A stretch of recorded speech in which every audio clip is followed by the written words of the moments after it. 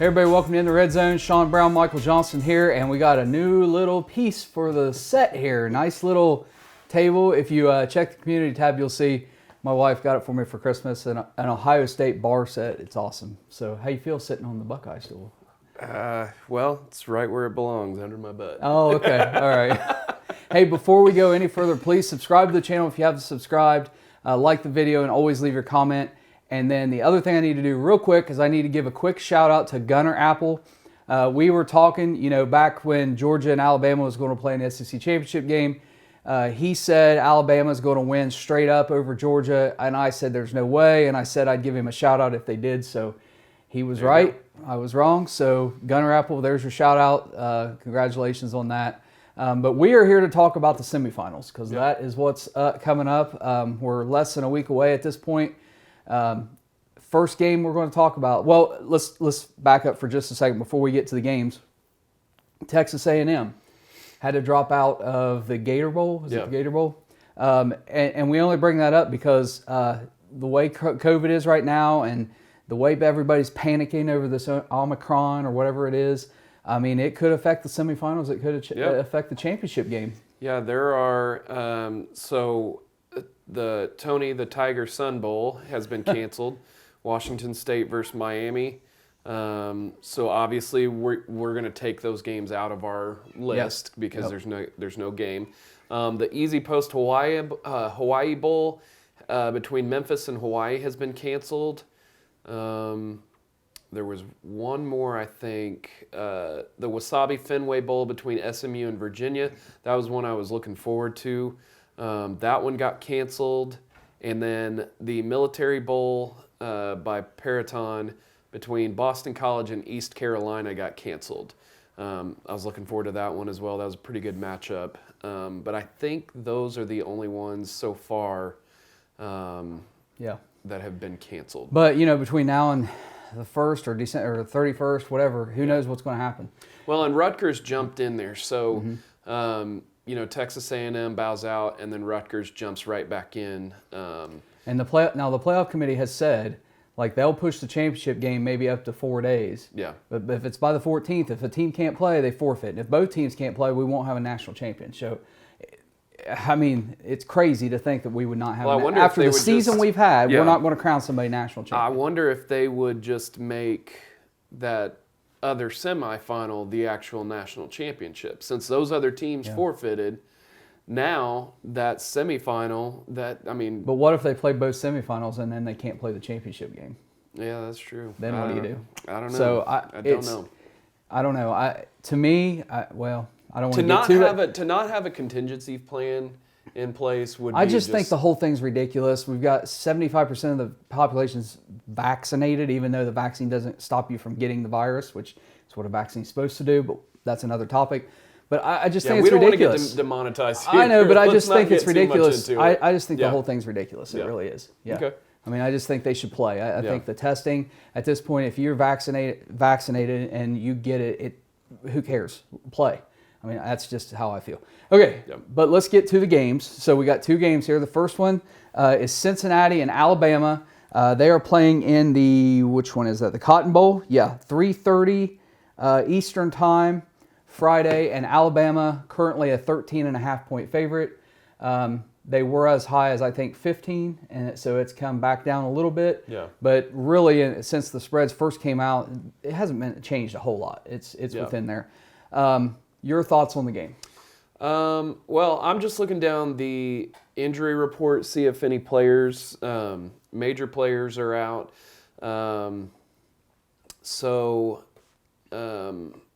Alabama, it's not telling me first names, but so I'll just go off of the first initial and then the last name. And on this, I look at donbest.com.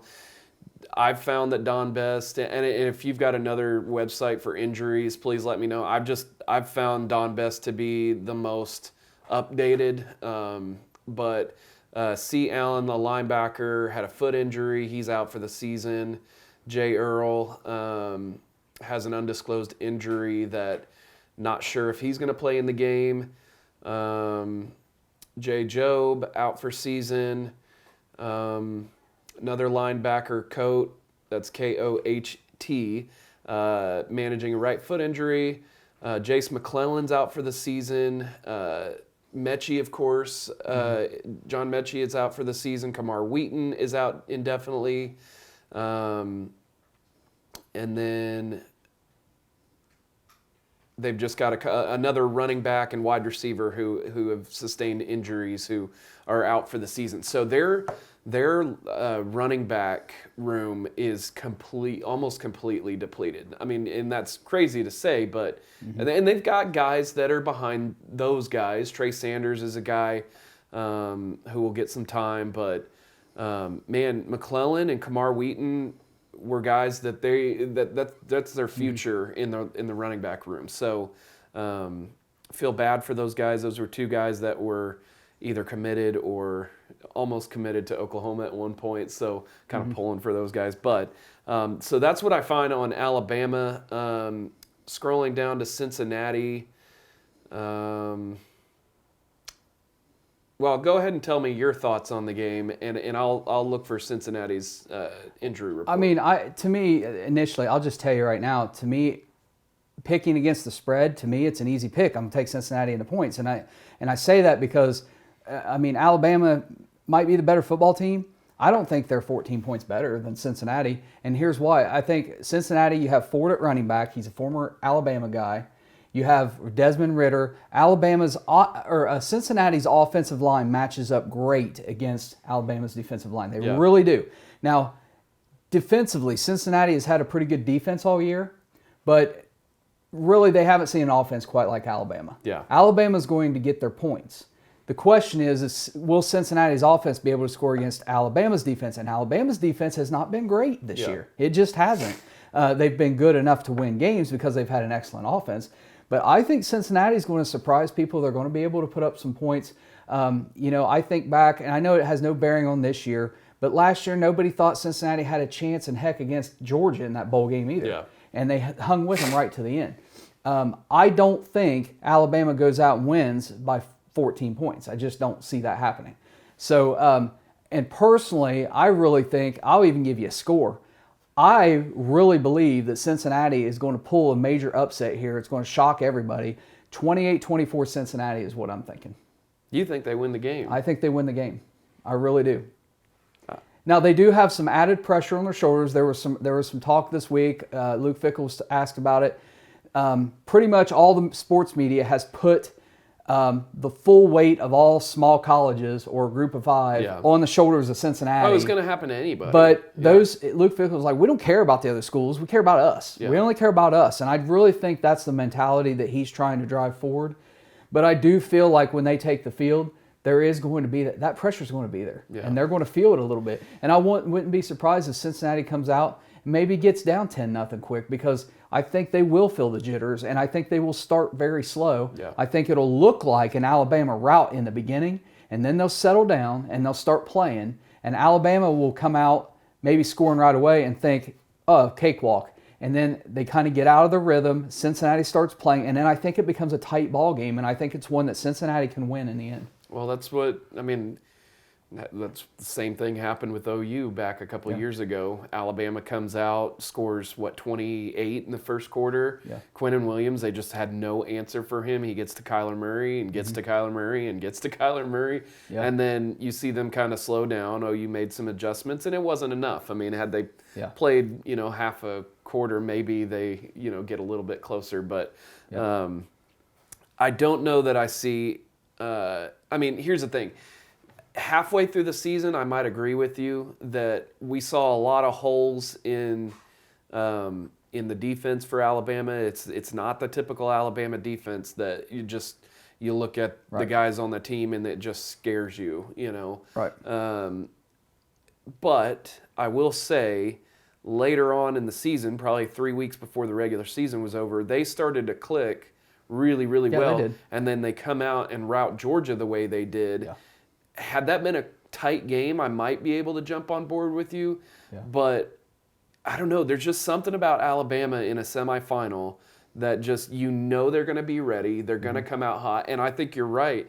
I think in the beginning of the game, they might get down 14, 15, 16, 20 to to nothing. I will say this. Luke Fickell was the defensive coordinator on that Ohio State team that beat Alabama in the semifinal in 2014. So Luke Fickell's been in this situation against Alabama. So it's not like he hasn't coached or been prepared. He knows what it takes in this big game to pull this upset. So, I mean, listen, I'm the only person you'll probably see anywhere on any platform, ESPN, the bigwigs, YouTube. I'm probably the only person who is going to pick Cincinnati to win this game outright. Yeah. I am the only person. I bet you won't find another person to pick them.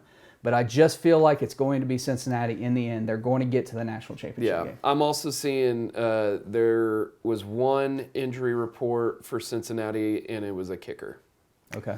So they've struggled in the kicking game all year anyway. They really have. Unless they've got some guys that they're just not reporting. Well, hey, and the thing is, like we're shooting this video and putting it up. Man, come Thursday, the day before the game, they start doing tests.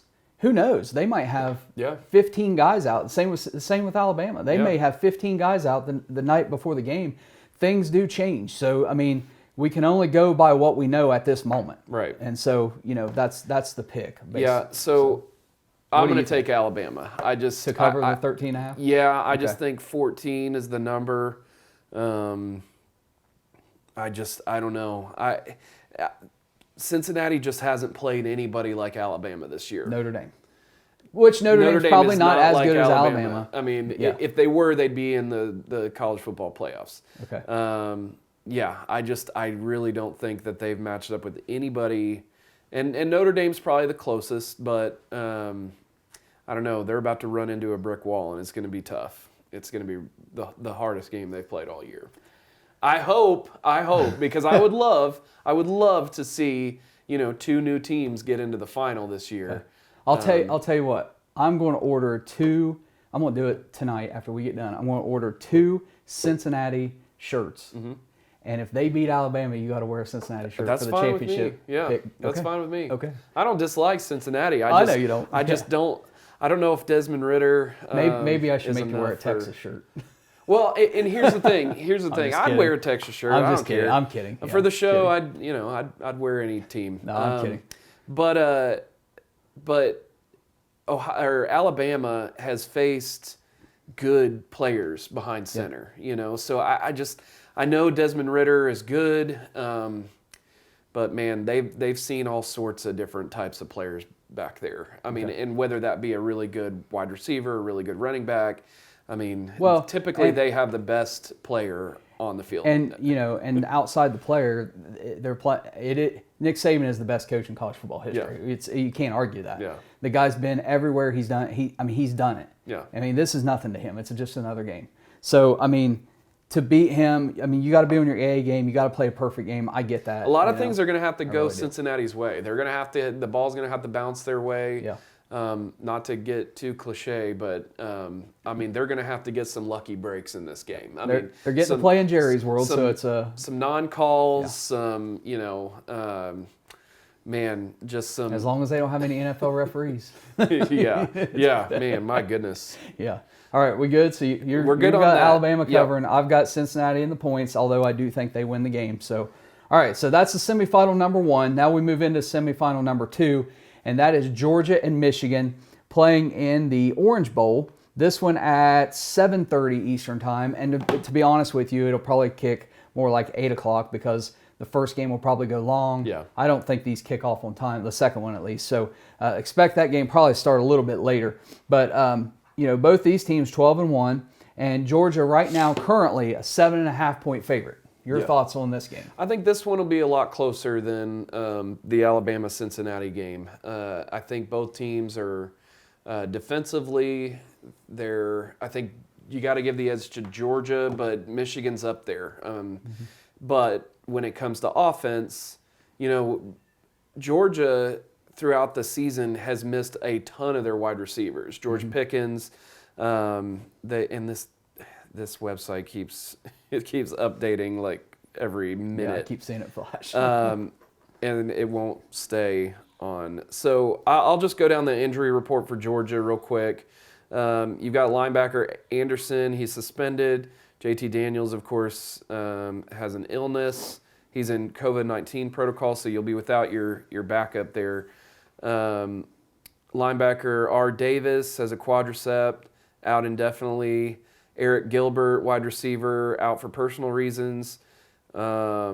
Jay Kimber, a cornerback, a shoulder injury. L. McConkey, wide receiver, undisclosed. Kendall Milton, running back, has a knee injury he's been dealing with. He's questionable. George Pickens is out indefinitely. T. Ratledge, an offensive lineman, has a foot injury. A. Smith, wide receiver, has a leg injury. And T. Smith, and it just updated on me. So anyway, those are your injuries for Georgia. And coming down to Michigan, hopefully they don't have a lot, so it doesn't. Oh, they have one injury, and that's R. Bell, a wide receiver, has got a knee injury, out for the season. So that's the only major one that Don Best is reporting. So obviously a lot more, or either that or the rules are just different in the SEC as far as, because you saw a big list for Alabama, you saw a big list for Georgia. You see one player for Michigan and Cincinnati. So may just be as far as reporting, but that's what's out there right now. Okay. So as far as stats go, as far as a matchup here, I know Alabama went out and put it to Georgia in the SEC championship game, but Alabama only rushed for 115 combined yards in that game. Yeah. Bryce Young got it done, throwing 3 touchdown passes. For Michigan, the problem is their offense is all running. Harris has run, or Haskins has run for 1,288 yards and 20 touchdowns. Now, McNamara has been able to throw the ball at times when he needed to, but he's not Bryce Young. And I'm telling you, it is going to be nearly impossible for Michigan to run the ball on that Georgia defense. If that defense is healthy, Michigan's not going to get their yards and not going to get their points on the ground. Yeah. They are going to have to throw the ball. They're going to have to do what Alabama did, and I don't think Michigan can do it. I was hoping for, in my dream scenario, I was hoping for a Cincinnati-Michigan national championship game and Cincinnati wins. That's not going to happen. Yeah. Georgia is going to win this game. They're going to win by more than 7.5. I got Georgia winning. I don't think Michigan's offense can put up the points against Georgia, and I think that Michigan's defense is weak enough that that regardless of who the quarterback is, I think Georgia can put up enough points to cover the 7.5. That's where I'm at with that. Hassan Haskins, did he go out of the game in the Big 12 or Big 10 championship game? To be honest with you, I don't remember, because that play in Iowa, I didn't even really hardly watch any of it. Yeah. And I didn't really keep track of it, because to me that was a snooze fest game, and I had no interest in that game. I remember there was something with him, but I don't remember if it was injury related or what. I mean, they've had almost a month to heal, and he's not on the injury list, so he's going to be good to go. Michigan's not going to skip this game if he can play. So I would count on him playing. Let's see. I'm just going to look up any news. Has been yeah, it looks like he's good. So, yeah. If anybody could do it, he can do it. I mean, he's really, it's not really just good. him, though. I mean, it's the the offensive line. So Caden McNamara has thrown 308 passes to Stetson Bennett, and I know Stetson hasn't always been the quarterback back behind there, and he's thrown 24 touchdowns, 7 interceptions to Cade McNamara's 15 touchdowns and 4 interceptions. But Cade McNamara has Stetson Bennett beat by about a little over 100 yards total. The thing about Cade McNamara is, he's not going to go out there and throw the ball 30, 40 times. But in the times that he does throw the ball, they pick their spots very well. So just in their passing game, it's when needed, and then they use their running game. So he may need to throw more. He can do it. I've seen him make incredible throws. So this one's tough. This one's a lot harder for me to pick than the Alabama-Cincinnati game. Both defenses, again, are great. Both offenses are Georgia's scoring 2 more points just under 2 more points than Michigan. And Georgia's only given up 9.5 points per game, which is just insane. And Michigan's giving up 16.1, which you see, anywhere from 13 to 16 points is usually where the top defenses are. For Georgia to average giving up under 10 points a game. When they gave up 41 to Alabama. Right. And still be so, under 10. Right. So take that away, and what do you got? That's I don't know. It's just insane. And then their rush defense is only giving up 81.7. So you're right. It's going to be really hard. And there is now, even though I'm picking Georgia, there is an added factor here, a distraction of sorts, which is that reports were Kirby Smart is set up to interview for the Atlanta Falcons job. So if players know that, it is a distraction because they're thinking about it. Would UGA? A little bit. This always just kinda, it's supposed to be after the playoffs. Like he's not interviewing. I right gotcha, now. but just the fact that it's out there. I guess coaches aren't hated as much if they leave for, besides Lane Kiffin or Nick Saban when he did it. But going to the NFL, you're not really looked at as bad as going to another college. Sure. Lincoln Riley, Brian Kelly. Yeah, right. So I'm not just hating just because I'm a Sooner, but I've always thought, what if like a Kirby Smart left to go to Atlanta? Would those Georgia Bulldog fans, would they care? What would their feelings be on that? Because Georgia would go out and they would be able to hire another really good coach. I think Georgia that's an attractive job. I think Georgia fans are a lot like Ohio State fans. Yeah. And I know there was the rumor out there about Ryan Day and the Chicago Bears. So if Ryan Day went to Cleveland or went to Cincinnati, I think the Bengals. Okay, there's a difference in if he were to do that right now with Ohio State in the Rose Bowl against Utah, that's different than being in the semifinals when you're in the playoffs. I just mean afterwards. So at any time. So no game, it has no bearing on any win or loss or anything like that. Say it's done in the offseason. I'm fine with it if it's out in the open. It's not a sneaky thing. Like you're getting on the plane the next morning and see it like Lincoln Riley did. I mean, and as long as there's this, you're not setting up job interviews while you're in the playoffs. Yeah. Like if it's after the playoffs, after the bowl game, I don't care. Like great for you, good job. Go make your money in the NFL. I wish you the best. I don't wish any ill fate.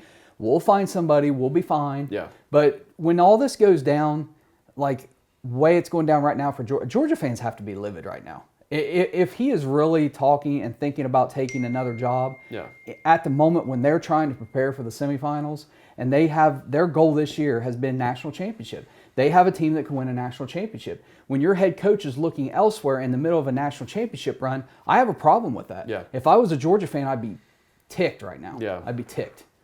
I mean, I just think you don't even discuss it. If you're in a national championship run, it doesn't matter what other job offers come your way. This is it. This is the pinnacle of what you want to do. What if your ultimate goal was NFL and you knew you had to make a decision? Because your agent is going to call you. Yeah. I mean, so it's not so much – it would be one thing if a coach was going out and seeking job opportunities during this time, but your agent calls you, at 8 o'clock at night and says, hey – The organization for the Atlanta Falcons is calling. They're interested in you. What do you say? Okay, so here's the deal. Then your agent works that stuff out, not you. But here's the difference. When you are switching to go to another college, you have to get on the road and recruit right now. Yeah. With the NFL, it's not that way. You can wait until after the season and do the job interview and do all that. You can wait because the draft isn't until April. You have guys on your roster. The free agent stuff is usually not the coach, that's the GM. It's a whole different ballgame. You can wait in the NFL. You can wait for the season to be over. In college, if you're making a move, you got to make it now because you got to get on the road and you got to recruit. Yeah. And so there is a huge difference there, in my opinion. Yeah. So, I just think bad timing for Kirby Smart. Your agent, you should have told him, like, hey, we don't talk to anybody until after the season. He does. I mean, maybe... So, because a lot of people think, these coaches talking to this person. These guys have agents for a reason. They pay in millions, you know. Yeah. To, and the agent, all the agent make, cares about is making more money. Right. So if the Falcons are going to pay him more than Georgia, then of course the agent's going to push him towards the Falcons. Yeah. He doesn't care. He just wants more money. A lot of these coaches share the same agents. Yeah. So I think Ryan Day and Lincoln Riley's was the same guy. Just players share agents. So, yeah. So that's just always interesting. I always think about the Dallas Cowboys and if they would ever, I mean, Texas hasn't had a good enough coach to be poached, you know, in the last 10 years or so. But if that ever happened, how would you feel? And to me, I have more respect for people that are upfront about their intentions. So if you go to go coach at a college, let's say Ohio State or Cincinnati or whatever, and you're upfront like, hey, yes, I want this job, I want to coach here. Hey, if Notre Dame ever comes open though, that is my dream job. Hey, if the Dallas Cowboys call, I'm going to have to take it. Just be honest about it. Yeah. You know, just be honest about it. There's a lack of honesty and integrity in the world today, and we need to get more of it back, in my opinion. So okay. So we went off on that one. Sorry. So we made our pick though. So that's I'm good. taking Georgia. Yeah. But one thing I was thinking recently was just about the Oregon OU game, and just because I'm a Sooner, of course. But one thing I didn't say that I wish I would have was the fact that OU has Bob Stoops coaching that game. And Oregon doesn't have a Bob Stoops. Right. So it just, today I thought, man, what other school has a head coach coaching in a bowl game and then another head coach, Brent Venables, who's out now recruiting? So that coach doesn't, because you're still when you're in bowl practices, you're still out there recruiting. Yeah. They take a week during that, however many weeks there is, they take a week, and those position coaches still go around their regions, and they still get into high schools and. Well, and not only that, I think it's just the whole excitement about Bob Stoops coaching again. Yeah. And seeing him on the players, sideline again. Some of those players who've been are now OU who didn't play under Bob, and they're just they're excited. They're like, man, Coach Stoops is going to coach us, and it's like there's an excitement there. Yeah. There's an excitement for OU for their bowl game that a lot of other schools just don't have right now. Yeah. So it just kind of was funny to me that I don't know of any other school that, and if your school is doing the same thing, let me know. But they've got a legend that's going to be on that sideline, and then they have Brent Venables out literally recruiting as we speak, or not as we speak. It's the dead period till I think January 13th. But it's just, that was crazy to me. Anything else you want to talk about before we wrap it up? No, just before we go, just hit a bullseye on that subscribe button, like the video, share it with your friends. Gunner Apple, hey, we'll talk next time. Yeah. If Alabama wins, maybe I'll have to find some Alabama swag. Here's something to get us talking in the comments. If the head coach of your school were to leave, and this only really works for your state, so I want to know if Georgia fans, if Kirby Smart left Georgia and went to Atlanta, would you be okay with it? Because there's that whole state probably most definitely pulls for the Falcons. Right. So it can't work where, Harbaugh going to one of the Ohio schools, or of course you'd hate him, but would you still? Michigan fans might even be upset with him going to Detroit. That's true. Yeah. But no, if keep it in state, but I want to know, would you be okay if your college coach ended up going to your professional team? Would you be all right with that? Because some people like college more. They might. That's me. They might like their pro team, but they love their university. And that's how I am. Yeah. I pull for the Bengals because of Joe Burrow. Yeah. And I'm an Ohio guy. But if you make me choose, it's going to be Ohio State all day long. Totally. Yeah. All day long. So no doubt. Okay, that's it. Like Shaun says, subscribe to the channel, like the video, leave a comment. We will be back in 1 week. Maybe a little later. I don't know, because it's like 2 weeks until the national championship game, right? Yeah. So we'll be back at some point. We'll put it up early just so we can get. But people we watching. we got one more show to do this season, and then that's it. And then a break. Probably come back and do something for spring games and stuff. And see how things go with spring. And then, but this is kind of our off season. We'll try to put up some fun videos throughout the off season. Maybe one of the videos I've been wanting to do is our our top 10 football movies. Yeah. And something like that. We haven't done that yet. We've been waiting.